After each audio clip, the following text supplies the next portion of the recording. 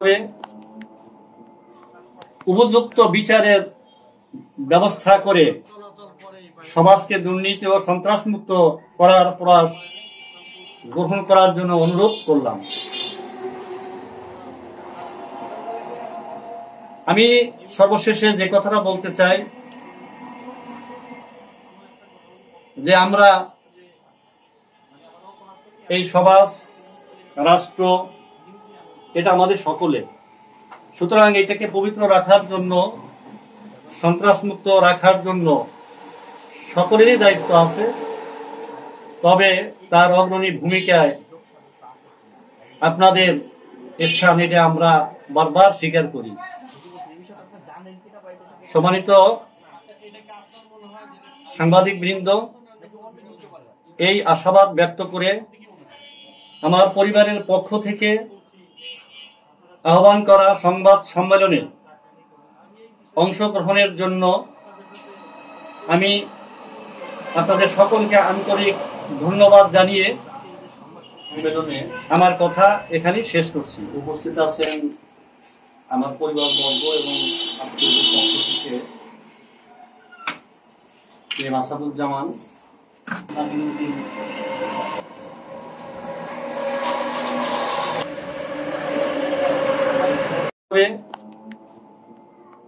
উপযুক্ত বিচারের ব্যবস্থা করে সমাজকে দুর্নীতি ও সন্ত্রাসমুক্ত করার প্রয়াস গ্রহণ করার জন্য অনুরোধ করলাম।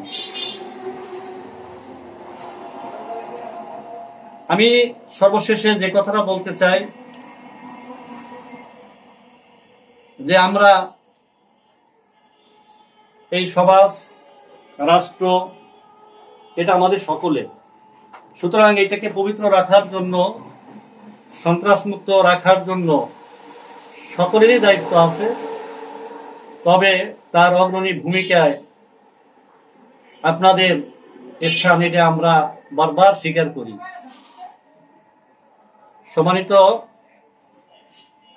সাংবাদিক বৃন্দ, এই আশাবাদ ব্যক্ত করে আমার পরিবারের পক্ষ থেকে আহ্বান করা সংবাদ সম্মেলনে অংশগ্রহণের জন্য আমি আপনাদের সকলকে আন্তরিক ধন্যবাদ জানিয়ে আমার কথা এখানেই শেষ করছি। 2025 ইংরেজি সকাল 9:30 সময় আমার পুত্র রাজৈর উপজেলার মফস্বল সাংবাদিক ফোরামের সভাপতি ও সুজনের উপজেলা সেক্রেটারি এস এম ফেরদাউস হোসেন আমার বাসার নিকটস্থ উম্মে হানি হাসপাতালের সামনে দাঁড়ানো অবস্থায় হঠাৎ একটি অটোবাইক এসে থামানো মাত্রই বাইক থেকে 5-7 জন লোক নেমে কিছু বুঝে ওঠার আগেই ওর সারা শরীরে বিভিন্নভাবে বিক্ষিপ্তভাবে আঘাত করতে থাকে এবং এক পর্যায়ে গাড়ির পাশেই পড়ে গিয়ে চিৎকার দেয়।